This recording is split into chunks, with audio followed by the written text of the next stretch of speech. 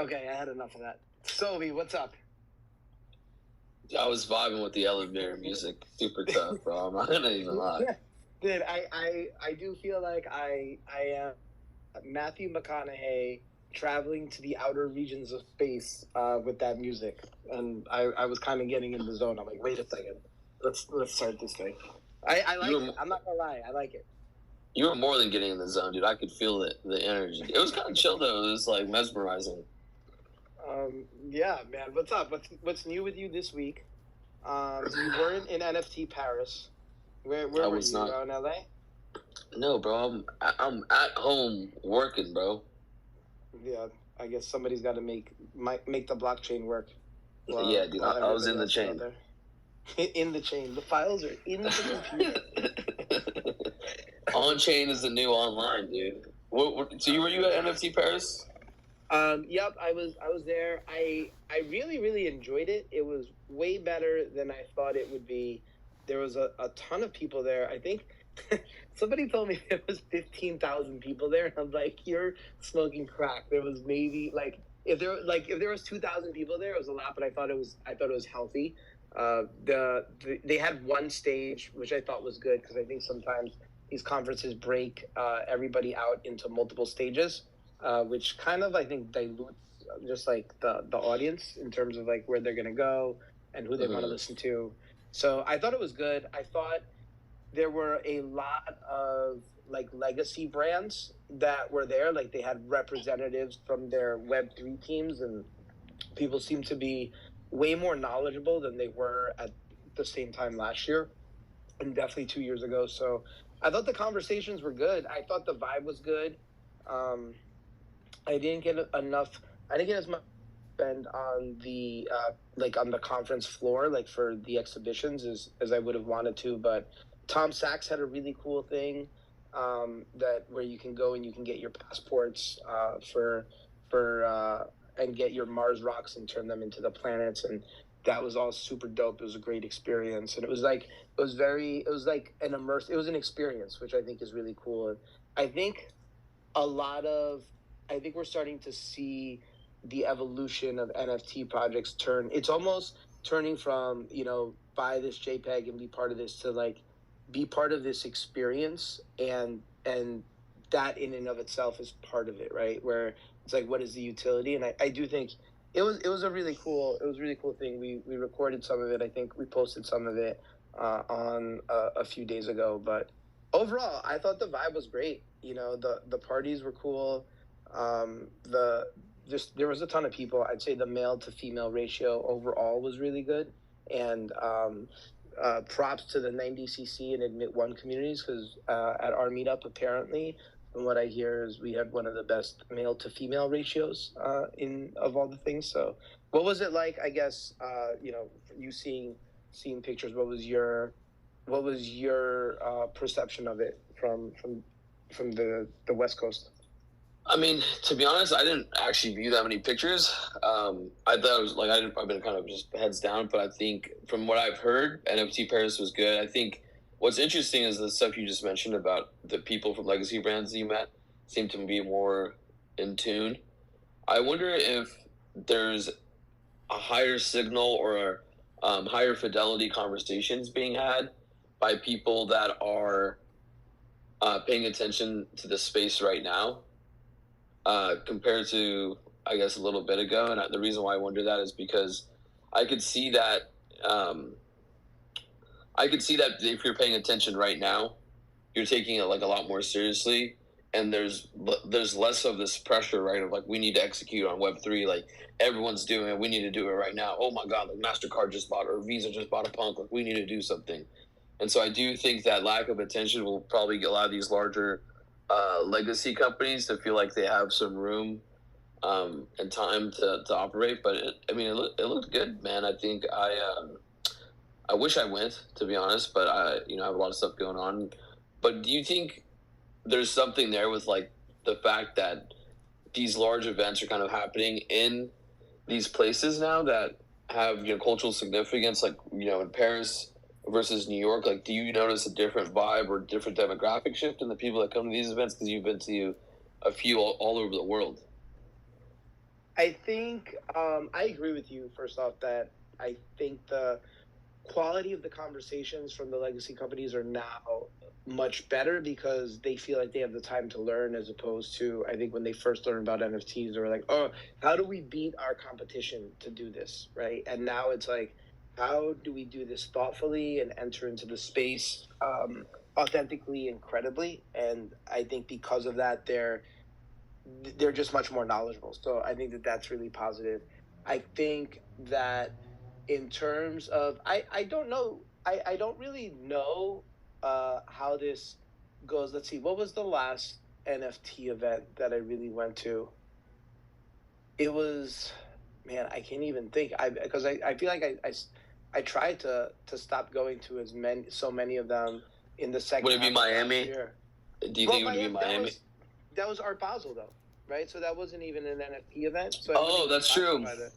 Yeah, that is true. You're right. I didn't go to the Miami conference that was right before that, and I don't even remember talking to that many people about it, so I can't really say. But I'll say that I think because this happened in Paris and it was in a lot of these luxury brands' backyard, a lot of them came, right? Obviously, coming to Paris from anywhere in continental Europe is much easier than going to the States. And some of the feedback I got, and also like the conversations I had with people that were in the Admit One community, was that it was cool that they could just travel a couple hours and not have to spend an arm and a leg to get to an event. So I think the fact that it's going more global, and I think there were a lot of Americans, like there were a lot of American speakers that came out for it, right? Like the Bored Ape guys were there, Farouk was there, Snowfro was there, Betty was there, right? There were a lot of people represented that are out in the States, but came out specifically for this. So I have to give mad props to the people that organized it. It was a great event, and obviously the background, the NFT Now guys were there. I'm just trying to remember. There was a good amount of people there, so I overall thought it was good, and hopefully this is good in the sense that we start seeing more of these regional conferences start pop up, and onboarding more people. You said you guys had a good event. Was there? I did see that you were wearing this what looks like an unreleased hat. Was there anything that was teased at the event? What's going on? Was there, give us the alpha for the people that were in Paris. There was nothing teased at the event. I got the hat yesterday. I was hoping to get it before I went to I started my European trip, but yeah, we got the samples yesterday, and they're so fucking sick. I'm very much excited. And look at this selfie of you in the hat, dude. You got the AirPods in. Yeah, dude. It was. I was fired up this morning. I had a full day of calls. Like it's 7 p.m. over here, so I'm like winding down my day. But I was rocking that all day. I felt like a stud wearing it. By the way, dude, you have to teach me how to post these. How do you pin a post? Because I, for the life of me, can't figure this out. How the hell do you know how to mint from a contract, but you don't know how to post a tweet? It's hella easy, bro. Okay, go to a tweet right now, click the tweet, and then you see like wait, hold on, shit. How do you even do this? 1 second. Okay. It's when you click the tweet, bottom right corner, like that little like download like looking thing. Click that icon, and then at the very top with the share tweet icon thing. At the very top, we'll say Admit One podcast with co-host Soby. Like, you can just put that on there, and then it'll pin. Oh, damn. All right, cool. All right, I got this now. All right, got it. All right. I couldn't figure out for the life of me how to do it. But yes, back to the hat. and never mind the fact that I just felt really old right there. But yeah, I've been wanting to tease it for a while, but we've been dropping some teasers about stuff that we're going to be doing at NFT NYC, and more information will be coming out, but it does have to do with iteration 3, which is the hat, and I think it's going to be really fucking dope, and I'm really excited about it. I won't push you too much on it. Are you going to be in New York? Are you going to be in New York? Oh, for NFT NYC, I probably will be there. Actually, I have some meetings that I need to take out there. So maybe I'll get a hat. Those are going to be different colorways. I'm trying to get all of the hat outfit right now. We're gonna leave it at just the black hat for now. Well, I'll more will be revealed in the very near future, but we're excited for it. We've been working on it. I think pretty much like the week after Basel was over, I was like, okay, this is what we want to do in New York, and excited for it, and all that. And I don't know, I'm a New Yorker, so I was really excited to kind of be able to do something in New York, very New York. We have some very New York things, and I'm excited for it.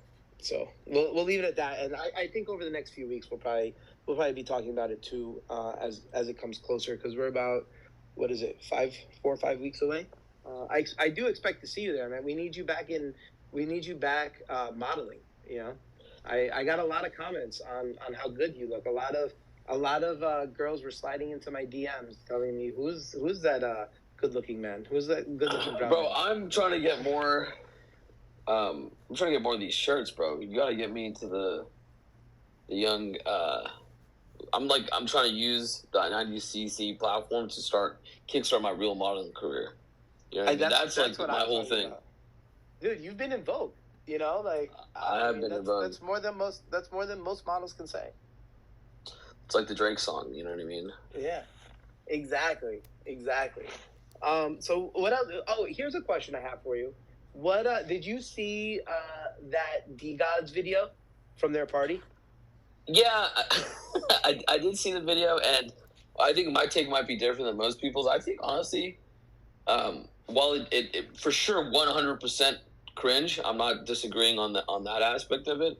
I do think it's cool that people have this community of them to hang out in person and feel like they belong a part of something. There is this chart.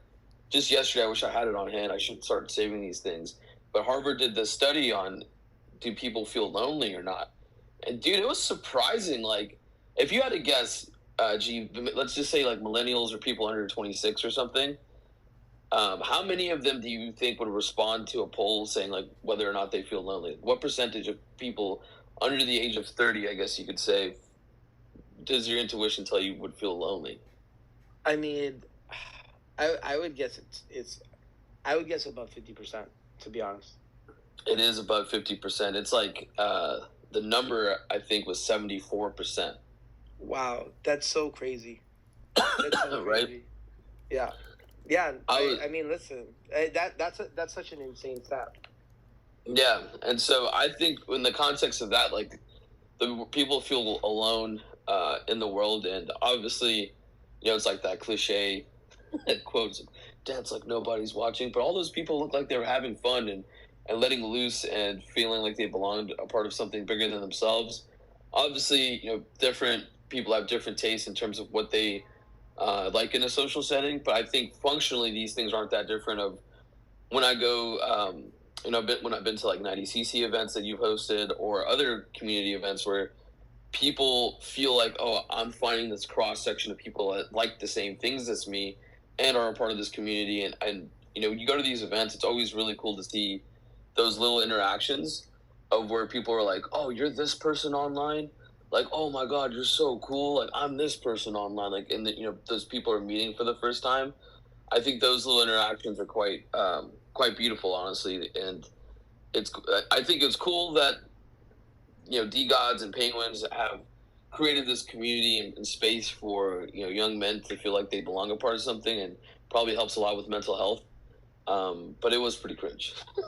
So, but it is what it is. I mean, I'm gonna take the other side of that. I thought it was fucking awesome. Like, I watched that video so many times. I identified so much with it. It reminded me so much of me and my boys. And Soby, how old are you? You're young. How old are you? I'm a young man.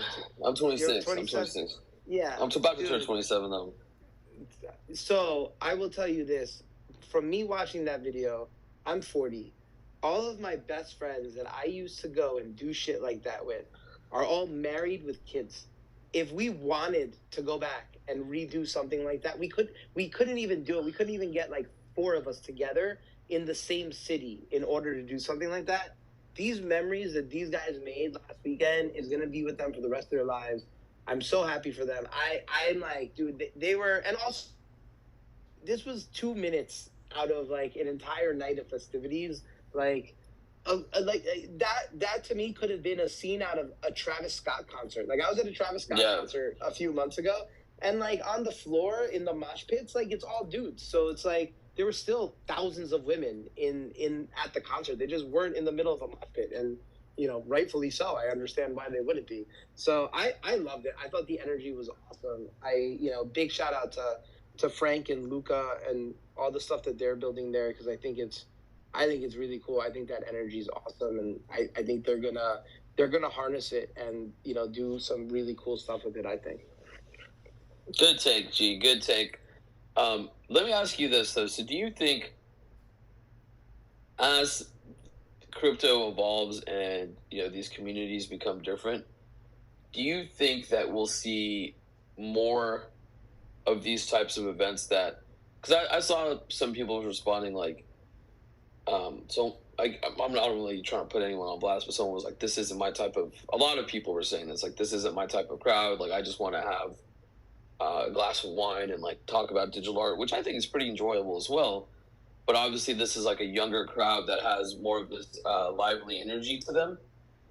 Do you think we'll see more of that type of behavior, where the crowd is younger people that are in their mid-20s that does have that energy of like a Travis Scott concert, right? Because I think part of the reason why I think that stuff was so awesome, I just thought that like small clip was obviously cringe, but they are onboarding people that aren't just like super nerdy people that want to talk about niche or fringe topics. These are, young people that are trendy that other people can relate to. And if we want to grow this space, then, this is something that you're doing, something I'm doing. I'm trying to get gamers in, which is more of a nerdy-ish crowd, but you're trying to get people that are in fashion in.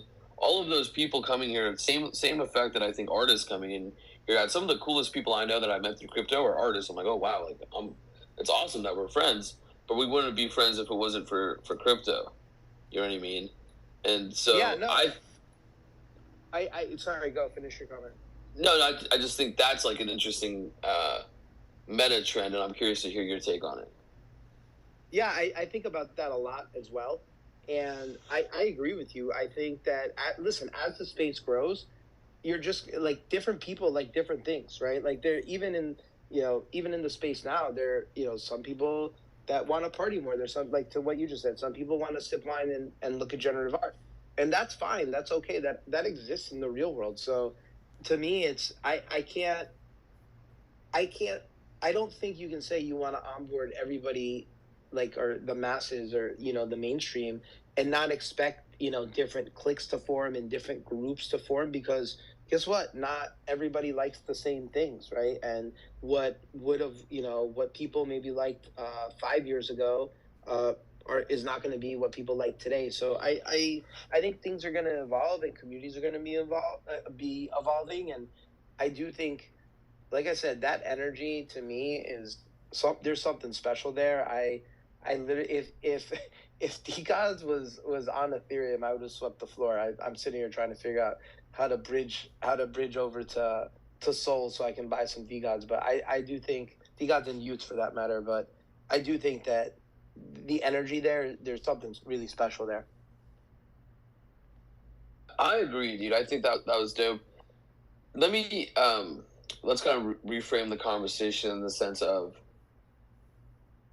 the whole Sol versus ETH thing. I hear what you're saying there, like, oh, if I could bridge there. Do you think on the longer trend of stuff, people will even know where they're, like, these luxury NFT brands, do you think the end user on a long enough time frame will even know what blockchain they're on? Or do you think like an asset being on ETH does make it more of a luxury asset?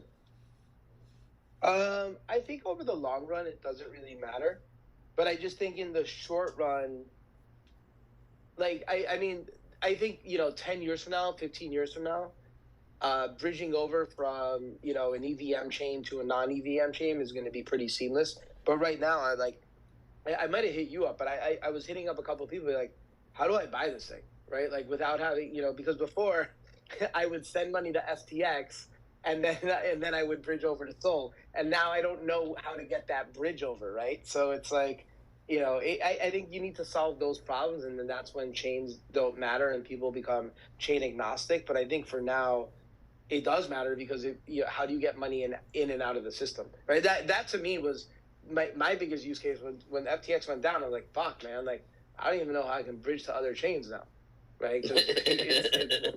That literally was what I was thinking as it was collapsing. That's a good point, dude.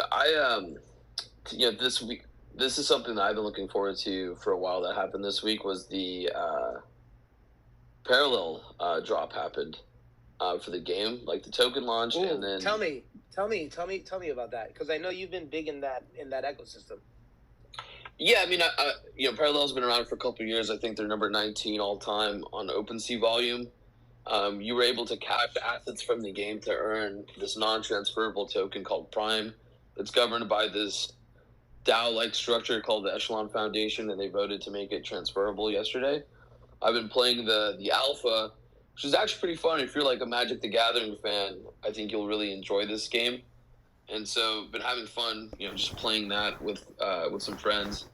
And it's cool, man. I was curious enough. I was looking at how many users play online trading card games, because we have a trading card game at Populus ourselves that we're launching later this year.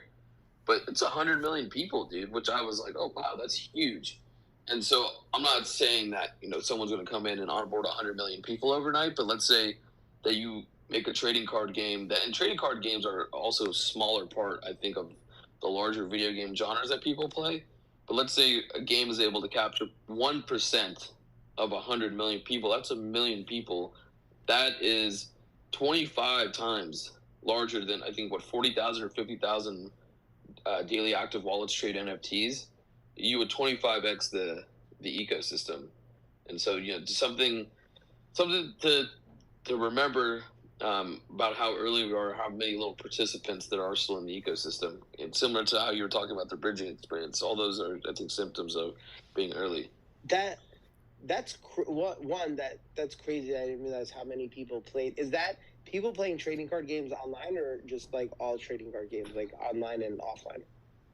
I think online, offline. I think this is like the genre of. That's still a lot, though, right? Because I mean, I used to play Magic the Gathering when I was a kid, and I mean, those, like, some of those cards that are really powerful are like worth a lot, right? Especially if you have the first editions of them, or it was the first editions or the alphas. I don't even remember, but yeah, I mean, because I think when you talk about NFTs, like, that's a really simple, easy understanding. It's like, you see this card, like, now how cool would it be if you actually own this card just like you do in real life, right? And hopefully they start to get that. So is that what you're tell us a little bit, because I don't think we've really spoken about Populus.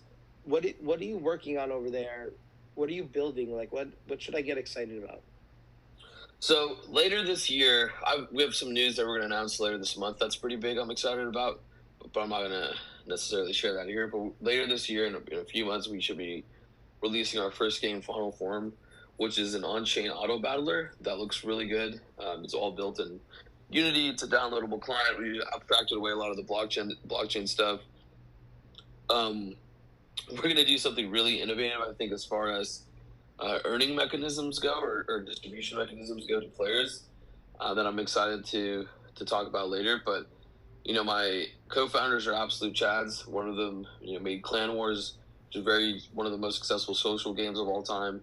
And the guy that's running all the creative at our company is an Oscar-nominated Pixar director.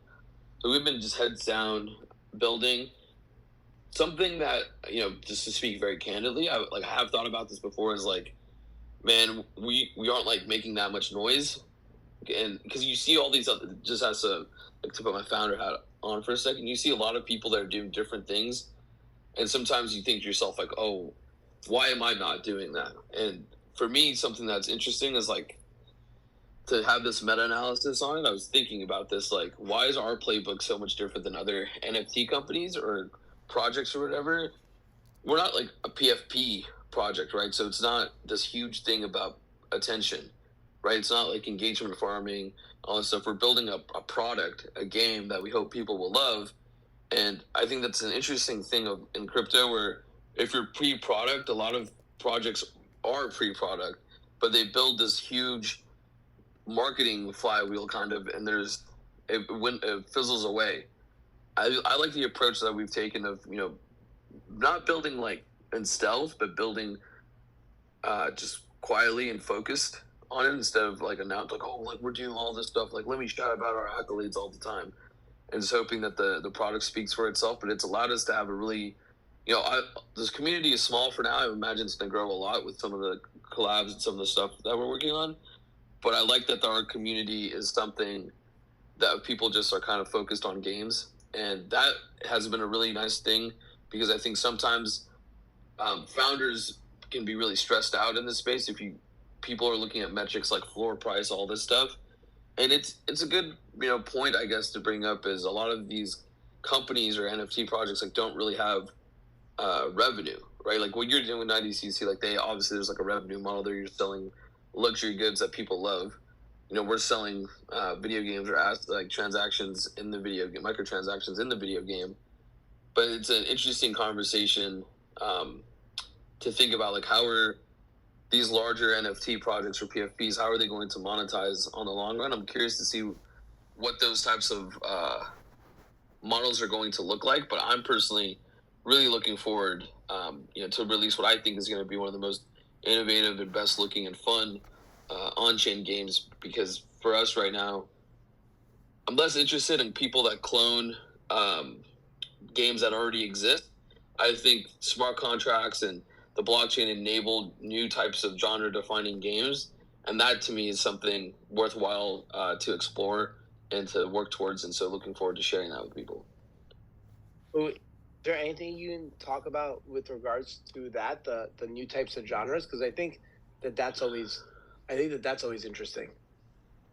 Yeah, I think so. Part of that is I'm not going to get like leaked too much off on the genre stuff, but I think that this is an interesting thing that I think maybe people may have not unpacked the way that I did. So do you remember that Dookie Dash key, right? That pro Fortnite player one?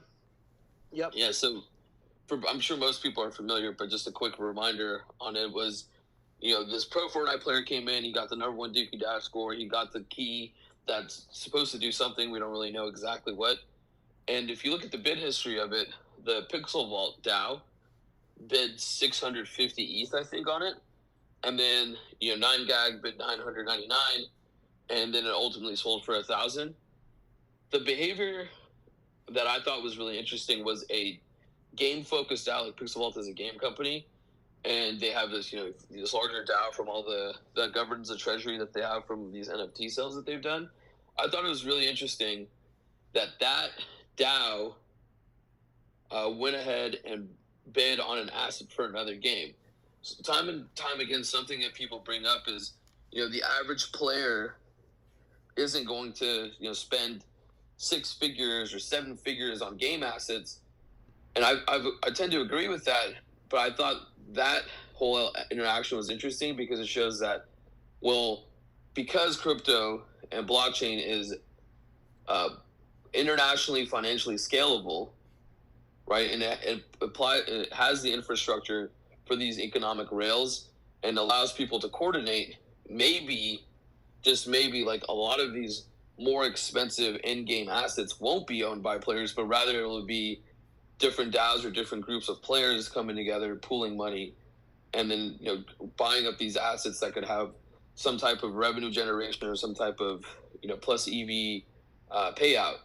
And so I think I'm not going to get like too granular on like the genre defining stuff, but that's not something that you could see in regular video games or regular esports. Like you can't see, if someone listed a really expensive Counter-Strike skin, you wouldn't see someone like putting together a group of people or a group of people that have a treasury already deciding, like, let's bid on this.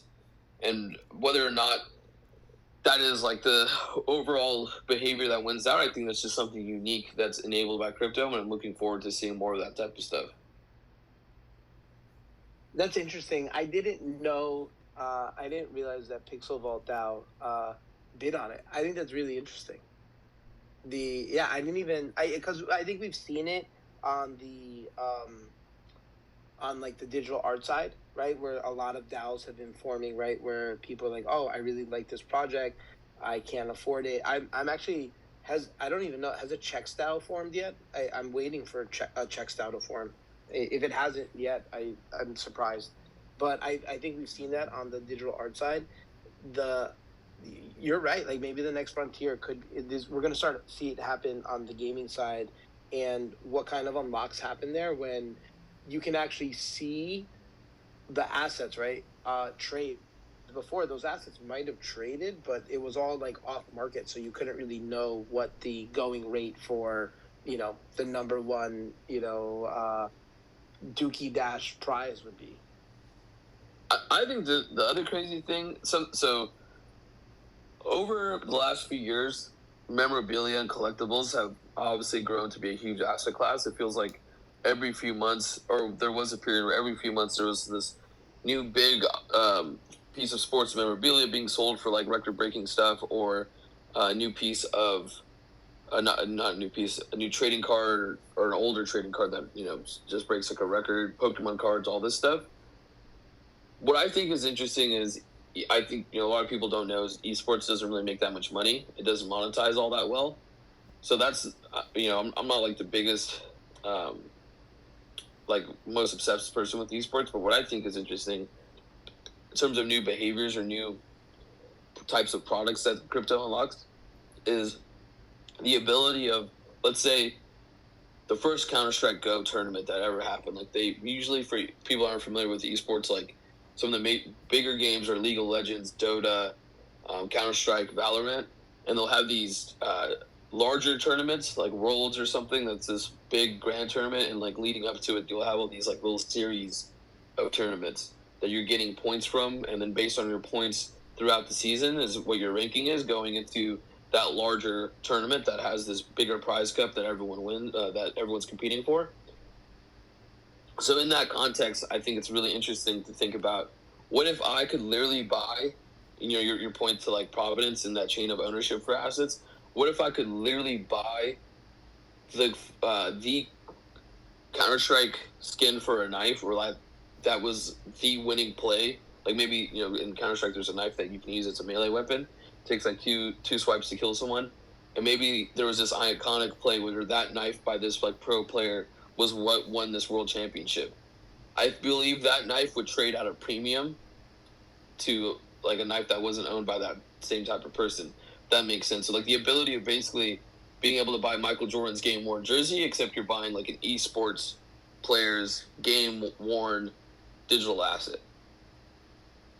I agree with you. I think that makes sense, right? Because people want that profit. Like, why does Planet Hollywood exist, right? Like Hard Rock Cafe, they always have these pieces of memorabilia from famous people, whether it's a musician or an actor or whatever. That the whole gaming market, to your point, with game worn jerseys and stuff. So I could definitely see that developing, and I think the only way that develops is with these assets existing as NFTs. To your point. It's gonna be exciting, dude. I think a mega trend that I'm a firm believer in is digital sovereignty will increase, and as digital sovereignty increases, so will the affordances around digital goods. Like digital goods will start to have more mobility to them and more transparency around them. But obviously, we're far away from that type of massive kind of transformation in the world. But to me, I think I don't know. I don't want to sound like a broken record, but it's really hard for me to not. The two things that I'm paying the most attention to currently, besides like the general scaling Ethereum stuff and things like Eigenlayer that I'm not going to get into because it's a little too technical, but video games like Web3 games. Wait. World. Can we get into Eigenlayer? Because I've seen that posted on my timeline a bunch, but I don't really know. I don't. What's the TLDR? Give us like the 30-second recap on it. Like Eli 5 it, please.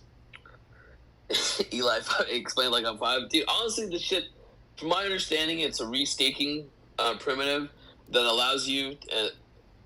So basically, okay. So let me figure out how to frame this.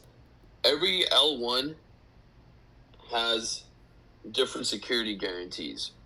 The security of Polygon is different than Ethereum. The security of Solana is different than Ethereum. The security of Harmony One is different than Ethereum. The security of Polkadot, etc. Right? What Eigenlayer is, it allows other protocols to borrow the security of Ethereum through a restaking primitive. So that lets Ethereum validators stake their ETH to secure other networks or other protocols, and as a reward for that, they will get that native protocol token or whatever type of reward structure they have. And the idea is that Ethereum is becoming the most secure network. Other networks should be able to lease that security from these validators and reward them for that, instead of trying to spin up their own validator subsets, which has a differing security guarantee. And it's just a very interesting primitive. They raised, I think, 20 or 30 million. We should actually maybe interview him sometime. I'm like, the founder is like an absolute Chad. I think he runs like the blockchain stuff at UW. I think, I'm not sure, but that's the quick TLDR on that. But the stuff that I'm like mainly paying attention to are RWAs, real world asset trading, but mostly focused around like collectibles and luxury stuff. So similar to some of the stuff that, an IDCC is doing. That's a project that I'm involved in. Minaswap is focused on that, and obviously the game studio that I co-founded, Populus, is all focused on Web3 games. So to me, those are the two areas that I feel like something transformative is going to happen, and I'm spending most of my time building or paying attention to.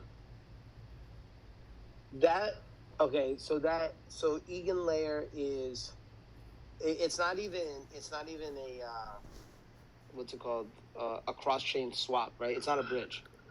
It's just using security to help other. It's using security to help other chains scale. Yeah. Okay. I mean, I heard that they did a round like at the end of last year, and then I don't even that the token launch. Is the token launched yet or no? Bro, see, this is you crypto MFers, bro. Everyone wants to know when token. This is a whole ass primitive to change the way we have security guarantees in crypto. And the first thing you say is, well, where's the token at, bro? I'm a product of my culture. What can I say? That's true, dude. But Sriram is the founder, and I think it's gonna. I don't know. I think that stuff is awesome, man. There's a lot of stuff going on in just scaling crypto. It's just an interesting relationship. I feel like NFTs make it so easy for people to get in this space. Think about some of the people. Like you were talking about how you had this great ratio at your 90cc party. Like, bro, that was not going to happen in 2018 at some DeFi meetup. You think that's going to, like, maybe Aave throws, like, great parties, but no one's going to go to, like, some compound party in 2018. You know what I mean? Maybe, like, now they will, but NFTs bring these other groups of people in that may not be interested in the technology. But when people get into NFTs, they're like, oh, shit, like, this is actually not that scalable right now to create a user experience that can handle millions of people and that can fulfill consumer and user expectations of the type of experience that they want. And then it's just interesting that there's almost this interest fall off of like, okay, well, I know we need to scale and get better about things, but like, I'm not going to really look into that. Fuck that up. What's the floor price?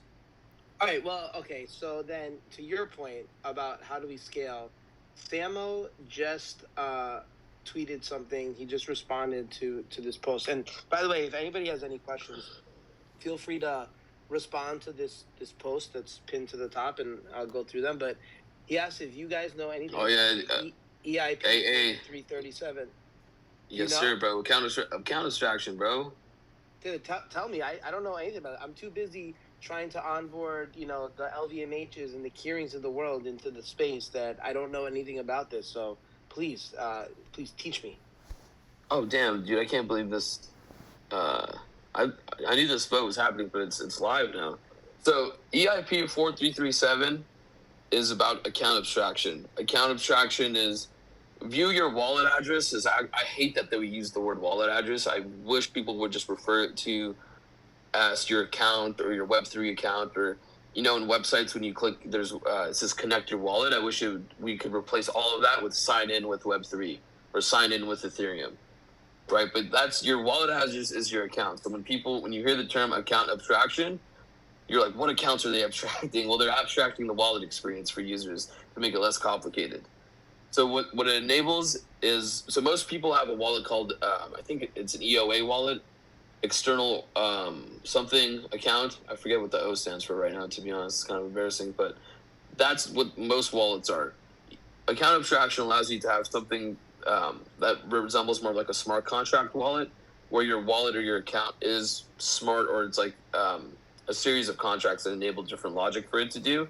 So you can do things like authenticate different things without just having like private keys.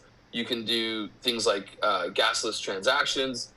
You can recover your wallet with social login or things of that nature, all native to Ethereum without having to go through like a middleware. Because there's middleware that supports that stuff. Like I think DBank does, or Argent. I know Argent has done some stuff, and account abstraction is working on this. And I could be missing things too. But that, I think, is a big deal. Like the fact that it's a standard makes it a lot easier for people all over the world to kind of agree on what the standard is and build it as most open source software is. So it's going to basically make your wallet experience a lot better. Because think about, like, wallets are really scary right now for the average user. It's a alphanumeric string starting with like a 0x. You're like, what is this?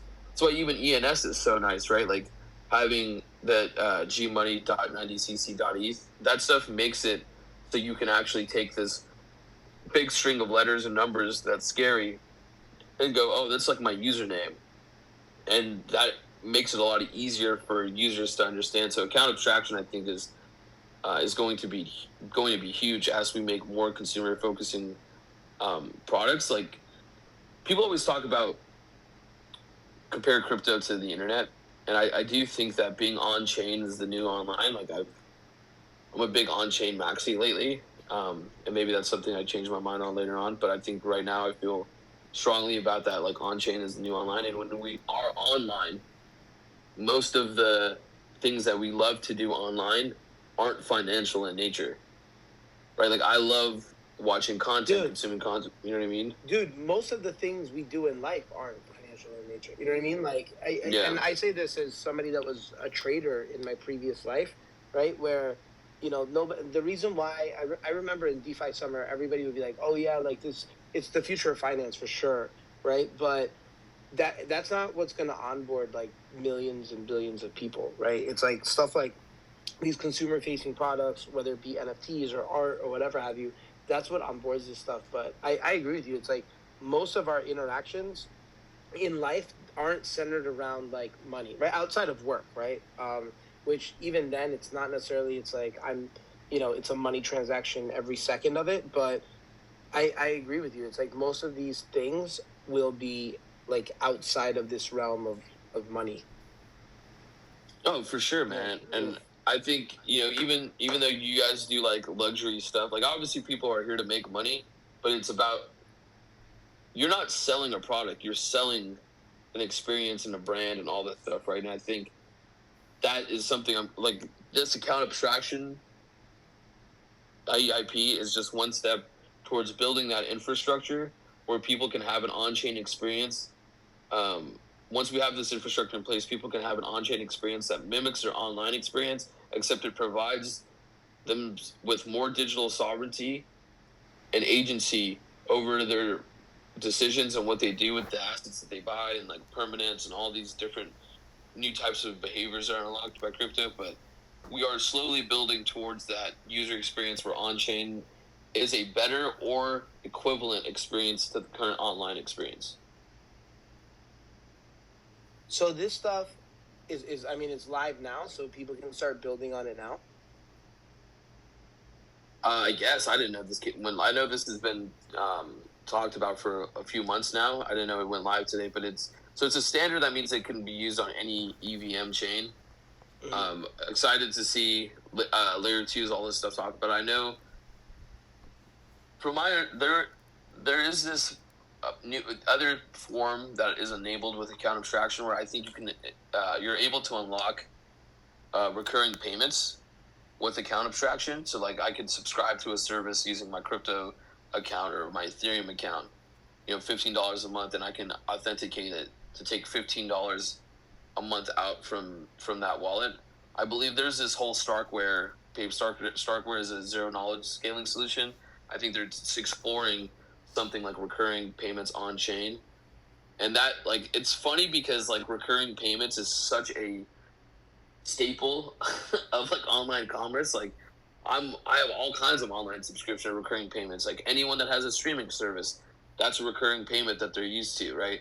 There's a shit ton of users that use streaming services. Streaming services would not be possible without recurring payment structures.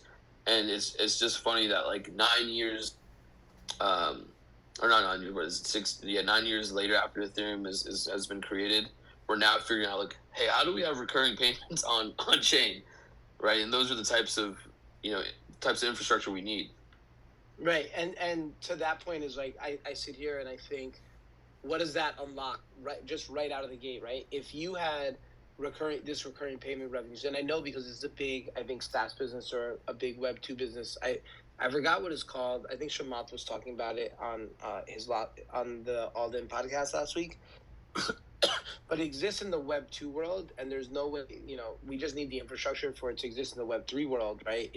Let's say I'm a service provider and you're paying me $10 a month, Soby, and there's another 100,000 people that are paying me those $10 a month.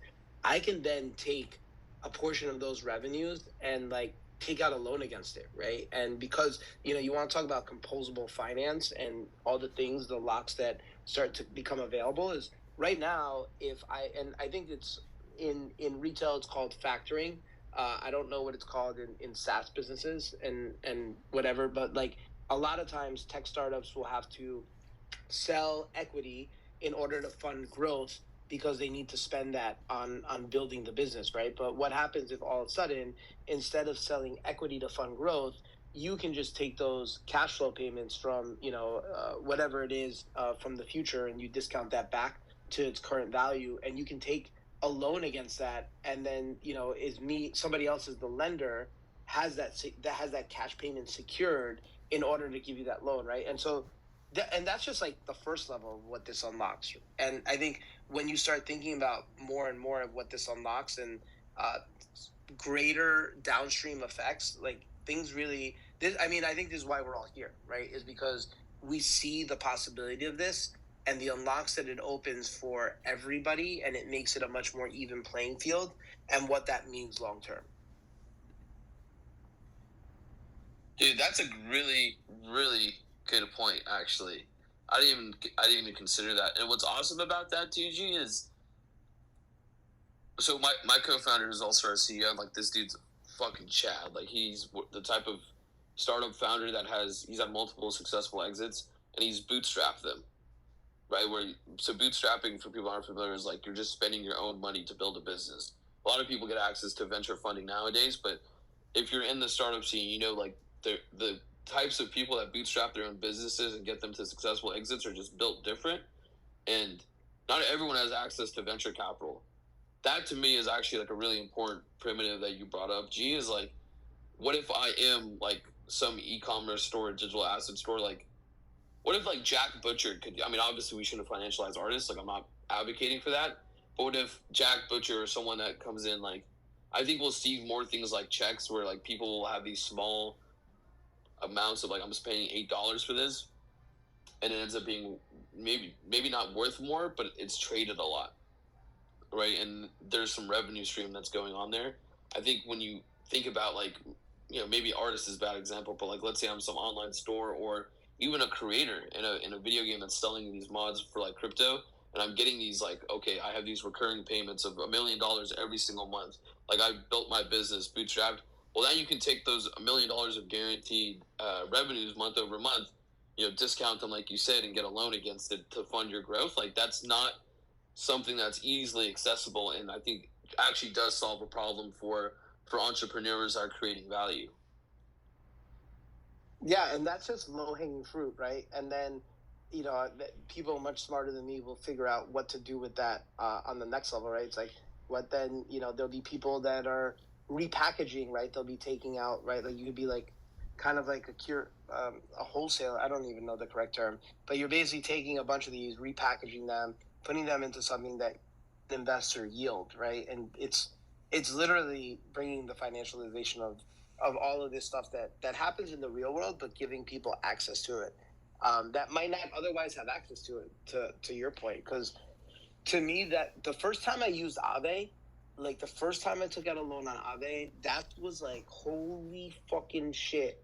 This changes everything, right? Because all of a sudden you're giving somebody the access to a collateralized loan very quickly and very easily against their portfolio that they might not otherwise have had.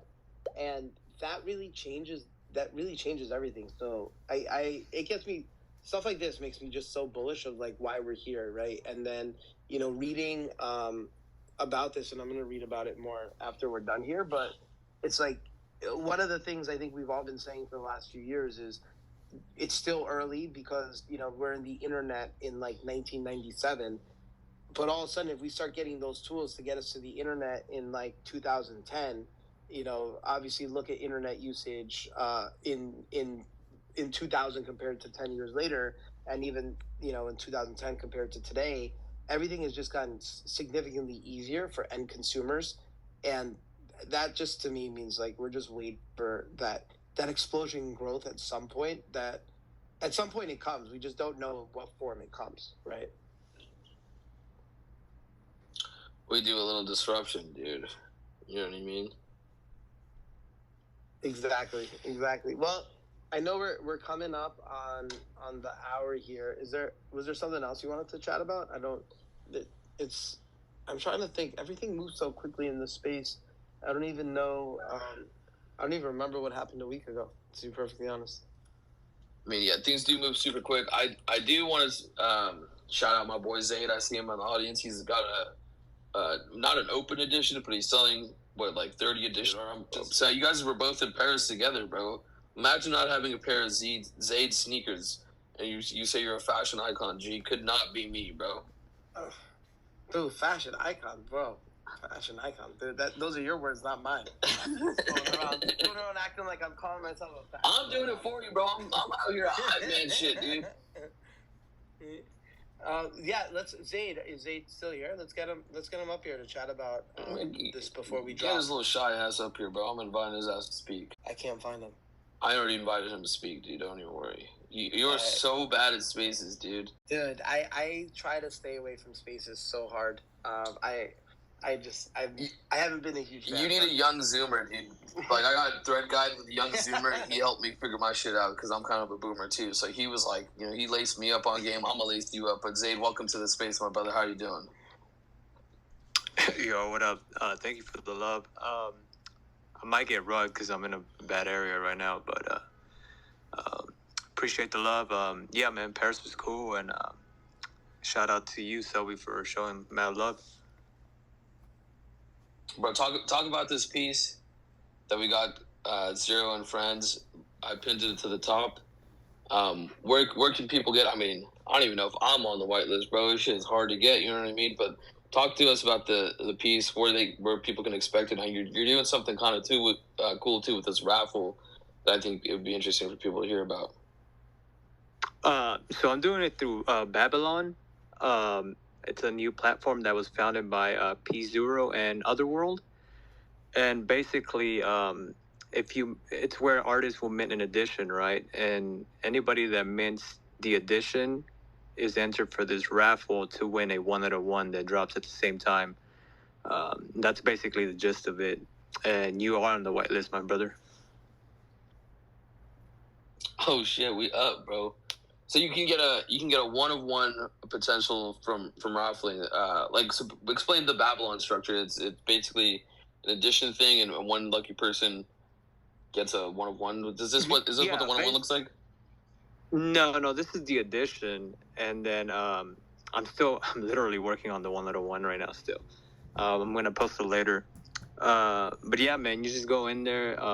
We have the chance as artists to like whitelist everybody that we want.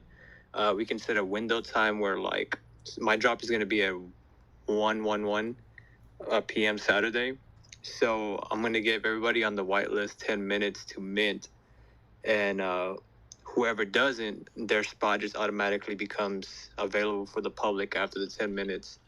But yeah, man, like, and I don't do the drawing. It's all done through Babylon, so I have nothing to do with that. So it's all fair.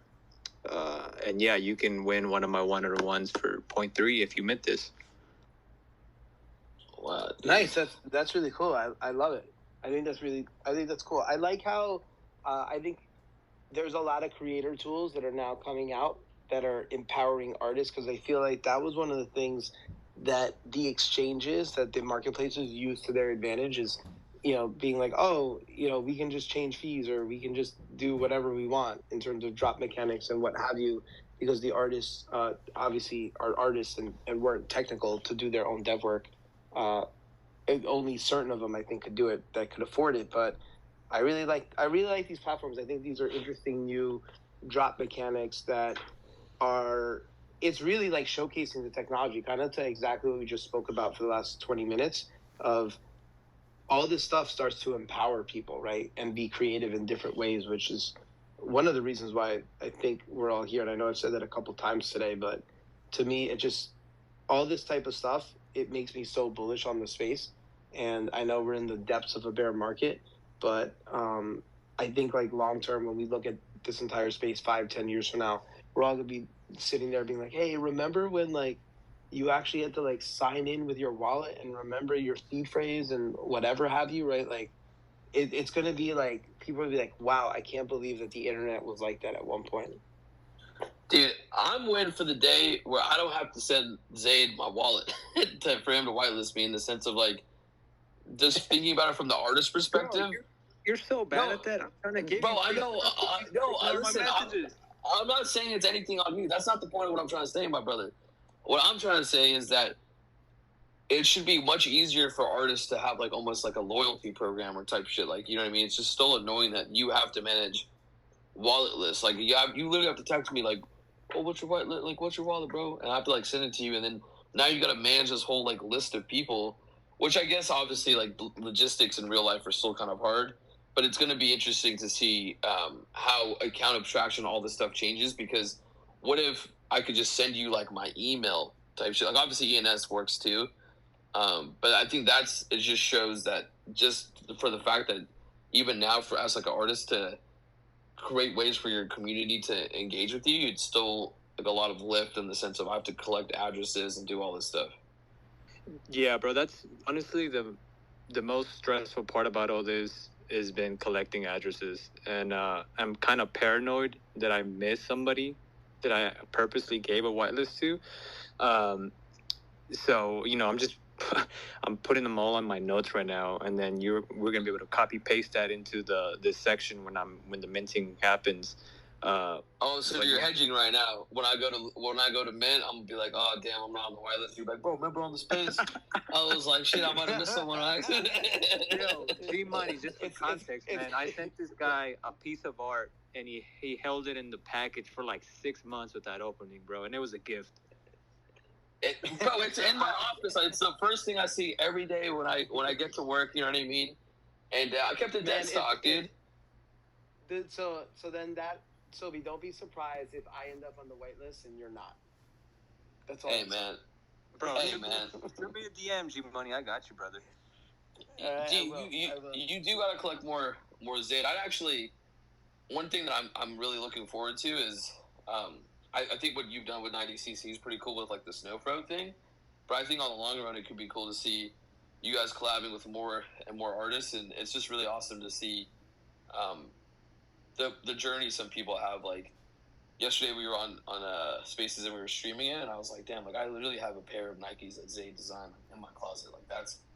And it's not like he just drew on some fucking Nikes. Like, that's like an official shoe with Nike. And the opportunity for artists that work really hard and have, like, the courage to be like, I'm gonna go do some crazy shit is awesome. And so, I'm manifesting one day a 90cc Zaid shirt, Bobby. I would lose weight to fit into that shirt. You know what I mean?